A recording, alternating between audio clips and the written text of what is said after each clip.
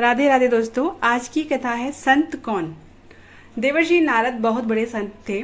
वे जहाँ चाहे आ जा सकते थे। नारायण के भक्त थे, लेकिन एक बार उनके मन में यह जानने की इच्छा पैदा हुई कि आखिर संत कौन होता है। श्री कृष्ण जी के पास गए और अपनी जिज्ञासा बताई। बोले, भगवान मेरी शंका का समाधान करें। श्री कृष्ण ने कहा, नारद जी आप अमुक यादव के पास जाओ।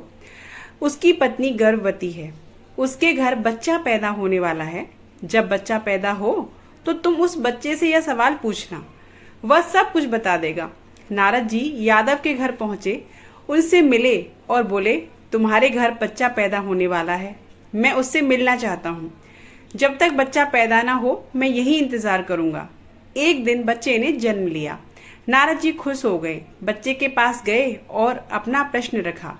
भगवत कृपा से बच्चे ने नारद जी का प्रश्न सुना और बहुत जोर से हंसने लगा। यह देख नारद जी हैरान हुए। वह सोचने लगे, बच्चा कुछ ही घंटों का है और यह मेरा प्रश्न सुनकर खिलखिलाकर हंस रहा है। आश्चर्य, क्या कुछ गलत पूछ लिया क्या? इसने मुझे पागल समझा, लेकिन यह तो बच्चा है। इन दुनियावाजी चीजों का इसे क्या पता। और फिर नारद जी ने देखा बच्चे की रंगत बदल रही है, बच्चे की हंसी खत्म हो रही है, वह चुप होता जा रहा है। नारद ने फिर पूछा, मेरे प्रश्न का उत्तर तो अभी बाकी है, उत्तर तो देते जाओ। बच्चे ने कहा, अमुक ब्राह्मण के घर गाय बछड़ा जन्ने वाली है, तुम्हारे प्रश्न का उत्तर वह बछड़ा ही देगा। और यह कहते ही बच्चे ने प्राण त्याग दिए। यह देखकर नारद जी हैरान हुए। जब मेरे प्रश्न का उत्तर एक मानव नहीं दे सका तो एक बछड़ा कैसे देगा। नारद जी निराश हुए, ब्राह्मण के घर गए। बछड़े ने जन्म लिया और उसने होश संभाली। नारद जी ने उससे अपना प्रश्न पूछा, संत कैसा होना चाहिए, संत कौन होता है। बछड़े ने ध्यान से नारद जी का प्रश्न सुना। मनुष्य की आवाज में बछड़ा हंस दिया, कहने लगा, नारद जी आपके प्रश्न का उत्तर मैं नहीं दे सकता। आपके प्रश्न का उत्तर इस नगरी के राजा के घर पैदा होने वाला बच्चा दे सकता है। और यह कहते कहते बछड़े ने भी प्राण त्याग दिए। नारद जी बहुत हैरान हुए। वे सोचने लगे, यादव के बेटे ने मेरे प्रश्न का उत्तर नहीं दिया, ब्राह्मण की गाय के बछड़े ने मेरे प्रश्न का उत्तर नहीं दिया, दोनों ही मेरे प्रश्न का उत्तर देने से पहले ही मर गए। अब भला राजा का पुत्र क्या उत्तर देगा? कहीं वह भी ना मर जाए तो मेरा प्रश्न अधूरा ही रह जाएगा, कभी उत्तर नहीं पा सकूंगा। फिर भी नारद जी राजा के घर गए।